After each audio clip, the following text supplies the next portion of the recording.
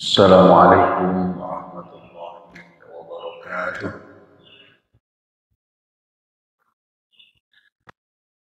الحمد لله رب العالمين، وبه نستعين وعلى أمور الدنيا والدين، والصلاة والسلام على أشرف الأنبياء والمرسلين سيدنا ومولانا محمد وعلى آله وصحبه أجمعين.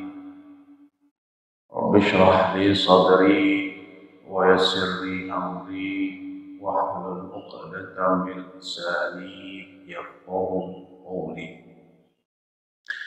سبحانك لا علم لنا إلا ما علمتنا إنك أنت العليم الحكيم.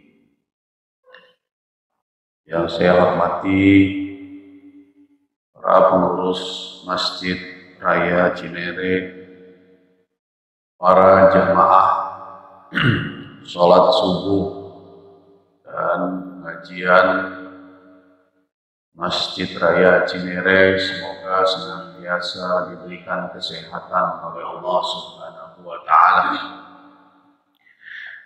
Sebelum kita mulai pengajian kita, mari kita baca suratul Fatihah yang kita kirimkan, kita hadiahkan kepada guru-guru kita, orang tua kita, kakek nenek kita, saudara-saudari kita semuanya yang telah mendahului kita. Mudah-mudahan Allah ampuni dosa-dosa mereka semua. Saudara kita yang sedang sakit, Allah angkat penyakitnya. Juga kita semua yang hadir di sini senantiasa mendapatkan hidayah, inayah, rahmat dan kesehatan dari Allah Subhanahu wa Ta'ala. Ala hadhihi niyyah wa ala kulli niyatin salihah wa ila hadratin al-Fatihah. A'udzu billahi minasyaitonir rajim. Bismillahirrahmanirrahim. Alhamdulillahi rabbil alamin, arrahmanir rahim, maliki yaumiddin. إياك نعبد وإياك نستعين اهدنا الصراط المستقيم صراط الذين أنعمت عليهم غير المغضوب عليهم ولا الضالين آمين. بسم الله الرحمن الرحيم. قال المؤلف رحمه الله تعالى ونفعنا به وبعلومه وعاد علينا ببركاته آمين يا رب العالمين.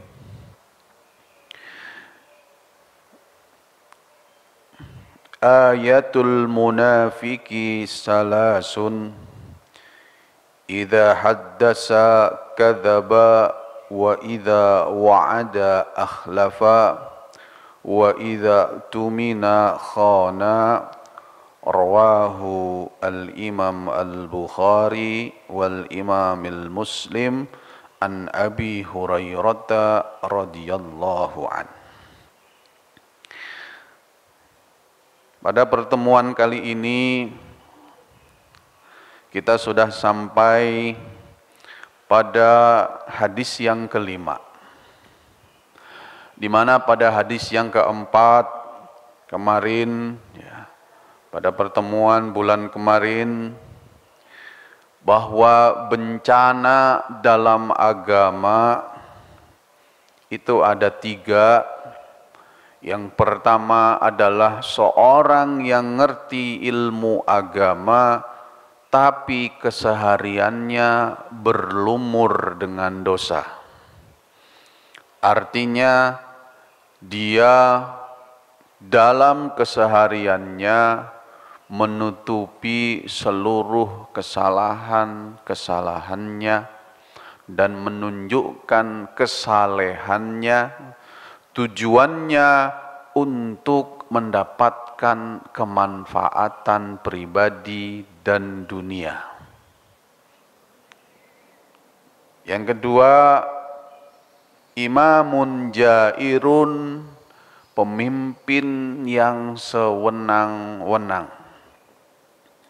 Yang ketiga, mujtahidun jahilun, orang yang menganggap dirinya sebagai seorang yang alim, menganggap dirinya sebagai orang yang pintar, menganggap dirinya sebagai orang yang paling mengerti terkait hukum-hukum agama, tapi sejatinya orang ini tidak mengerti apa-apa. Atau orang yang diperlakukan sebagai orang yang mengerti agama, mungkin karena tampilannya, tapi sejatinya dia tidak mengerti apapun terkait persoalan-persoalan agama.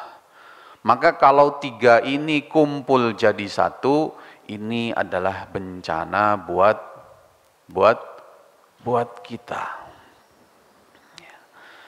Nah, hadis yang kelima, kata baginda Rasulullah sallallahu alaihi wasallam, tanda-tanda orang munafik itu ada 3.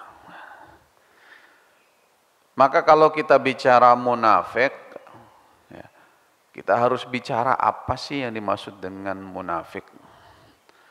Karena kalau munafik dicari padanannya di bahasa Indonesia, itu seakan-akan sesuatu yang dalam pembicaraan sehari-hari orang sering bilang, munafik loh. Padahal sebenarnya konsekuensi munafik itu kalau dalam Al-Quran itu, innal munafiqina wal munafiqati fi nari jahannam khalidina fiha.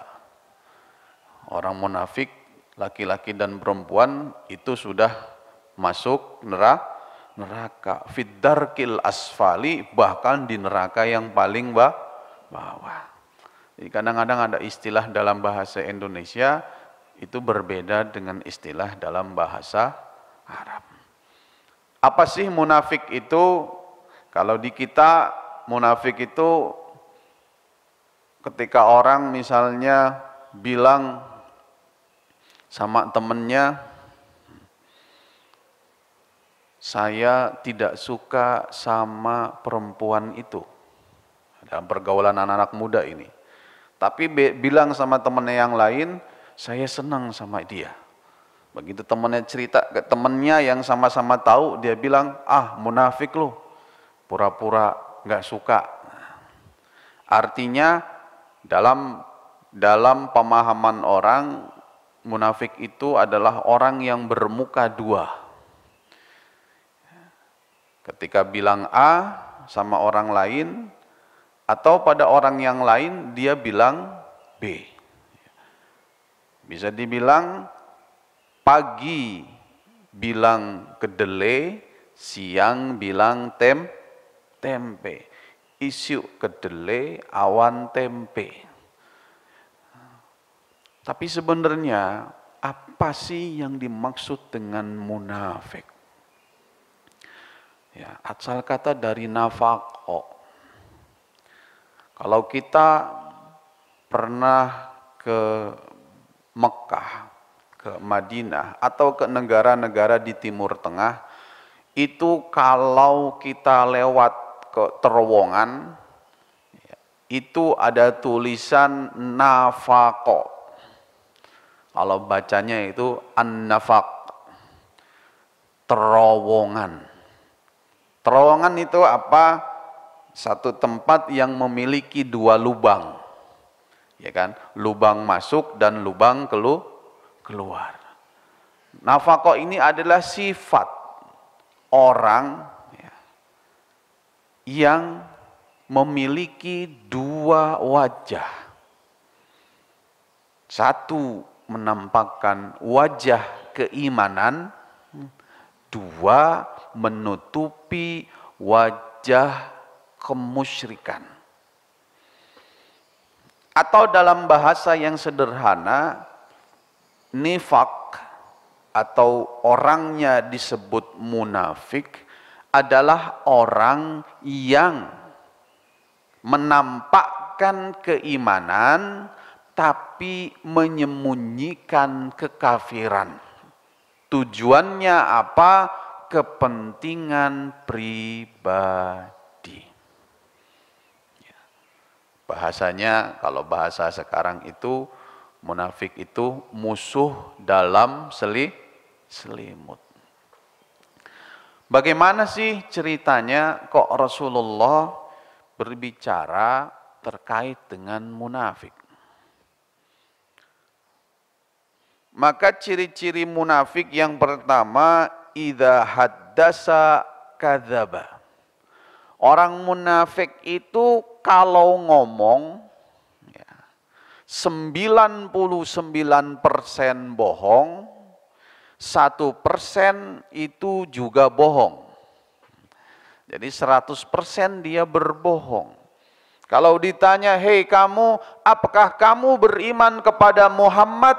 Ya, saya beriman kepada Muhammad. Tapi begitu di belakang, gua kalau nggak dipaksa nggak bakal beriman. Ya. Apakah kamu mau sholat berjamaah? Mau. Nanti hadiahnya undian umroh. Gua kalau nggak ada undian umroh kagak bakalan sholat jamaah. Dalam tahapan yang sederhana. Maka ketika Islam pertama kali diturunkan melalui baginda Rasulullah sallallahu alaihi wasallam, Rasulullah menyampaikan ajaran dakwah Islam secara sembunyi-sembunyi. Kenapa? Karena kalau disampaikan secara terang-terangan, problemnya adalah para pemeluk agama Islam yang pertama ini rata-rata minoritas. Atau dalam kalimat sejarahnya, minal mustad'afin. Orang-orang lemah yang tidak punya pengaruh, tidak punya kekuasaan. Bagaimana as-sabiqun al-awwalun seperti Bilal bin Rabah, Ammar bin Yasir, itu begitu ketahuan beriman kepada Allah, beriman kepada Rasulullah, disiksa bahkan hampir-hampir mati. Jadi ketika Rasulullah itu menyampaikan dakwah pertama kali itu beliau lakukan secara sembunyi-sembunyi, bukan berarti beliau takut dengan diri beliau, tapi beliau takut nasib umatnya. Kenapa bicara begini Pak Ustadz? Apa hubungannya dengan ayatul munafik? Waktu itu ketika Rasul berada di Mekah, para mufassirun sepakat bahwa ayat-ayat terkait munafik ini turun ketika Rasul selesai hijrah. Atau kita sebut dengan ayat-ayat Madaniyah. Bukan ayat-ayat Makkiyah. Kenapa? Karena waktu Rasul di Mekah tidak ada orang munafik. Orang kalau nggak senang sama Rasul ngomong terang-terangan. Orang nggak senang sama Islam bukan hanya ngomong terang-terangan, tapi memerangi terang-terangan. Abu Jahal, Abu Lahab, Abu Gosok. Ya. Pokoknya mereka begitu tidak suka langsung melakukan. Walaupun ada mufassir seperti At-Tabatabai dan beberapa mufassir yang lain mengatakan bahwa waktu di Mekah sudah ada orang munafik. Apa? Siapa orang munafik itu? Orang-orang yang masuk Islam tujuannya bukan karena keimanan, tapi untuk mendapatkan jabatan. Tapi untuk mendapatkan posisi, tapi untuk mendapatkan dunia. Walaupun hal ini dibantah oleh mayoritas para mufassir, ayat-ayat yang menceritakan tentang munafik di Mekah itu tidak ada satu pun. Ya, secara logika, generasi pertama Islam di Mekah adalah generasi yang tahan banting, siap mati. Bahkan Rasulullah itu saking khawatirnya terhadap nasib umatnya yang pertama ini, beliau sering berdoa, kuatkan Islam dengan masuknya dua Umar. Umar yang pertama adalah Sayyidina Umar ibnul Khattab. Umar yang kedua adalah Amr bin Hisham, atau nama lain dari Abu Jahal. Allah kabulkan Sayyidina Umar masuk Islam melalui hidayah dalam peristiwa beliau melabrak adik kandungnya dan adik iparnya yang sedang melakukan belajar ngaji Al-Quran. Maka dalam peristiwa itu sangat terkenal sekali bagaimana Sayyidina Umar masuk Islam yang tadinya mau membunuh adiknya. Begitu diperlihatkan selembar surat Toha, ma anzalna ilaikal qur'ana litashqa, itu langsung gemeteran dan lemas.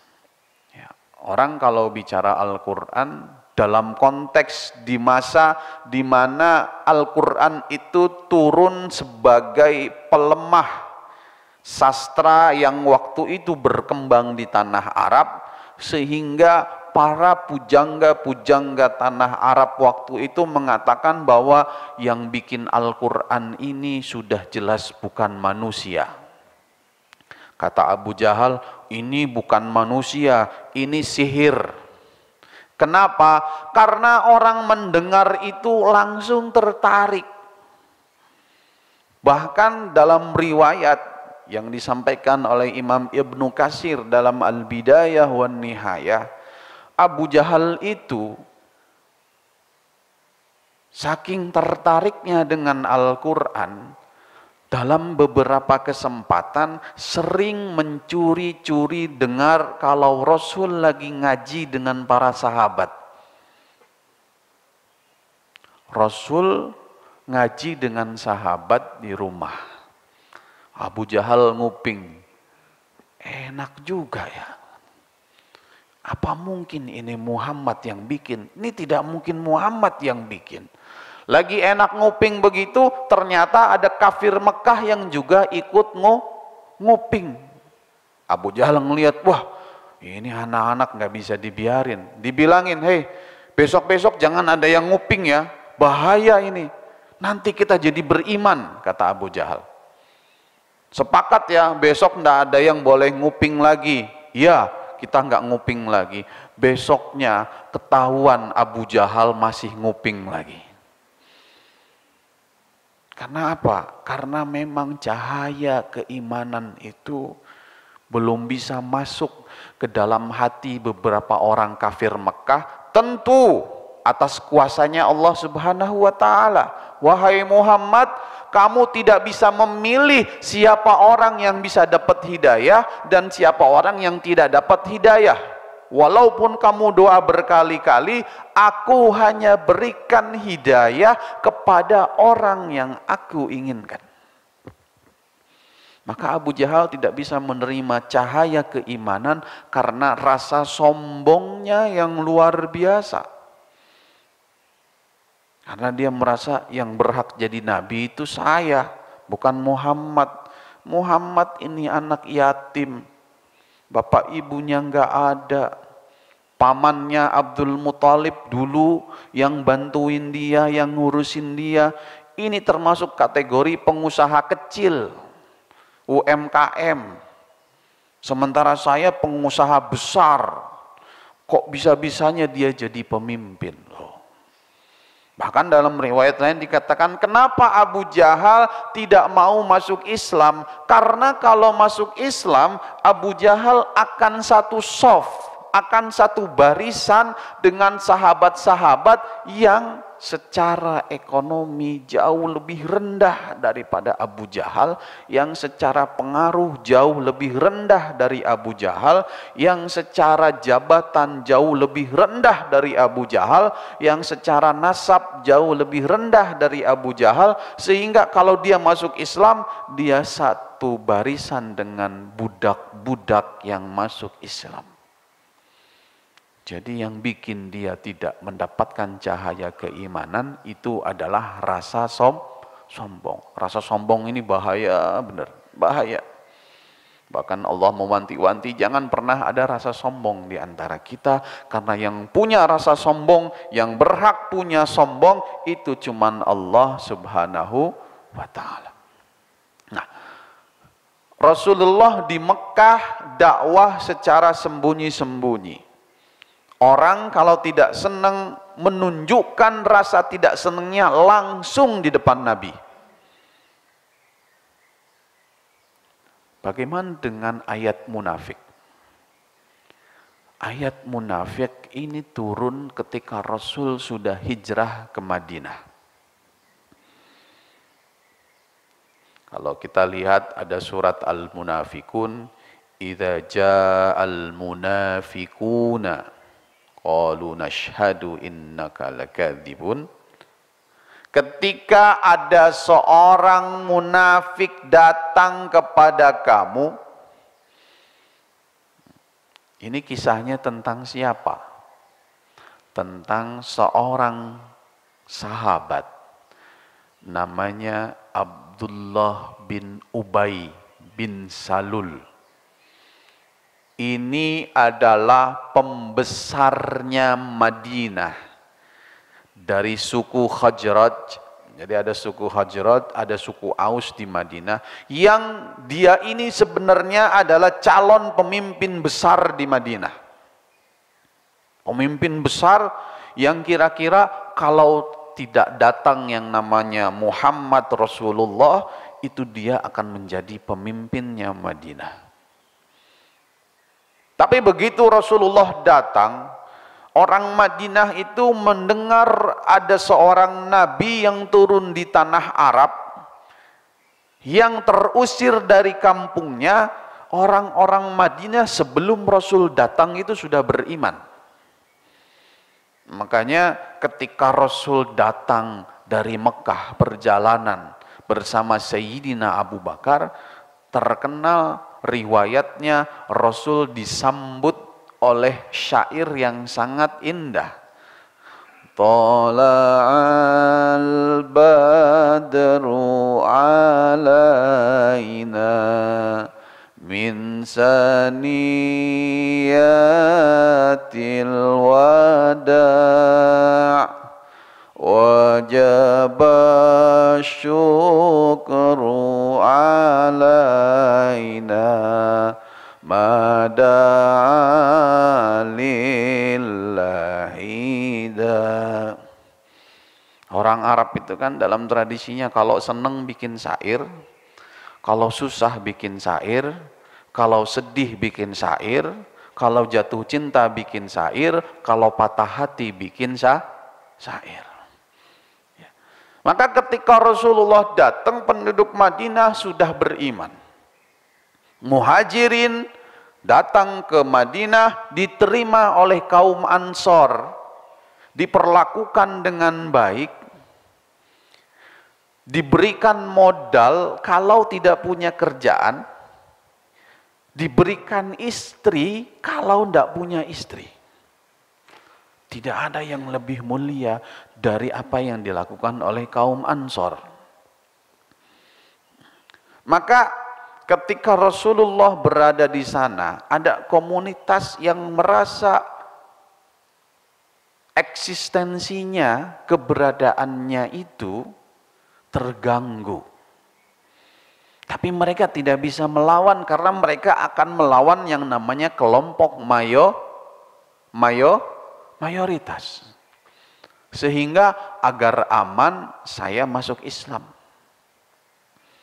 Tapi masuk Islamnya ini dalam rangka mengamankan dirinya. Dalam beberapa hal dia masuk Islam, tapi dia ngomporin Islam dari dalam. Contoh misalnya ketika perang Uhud.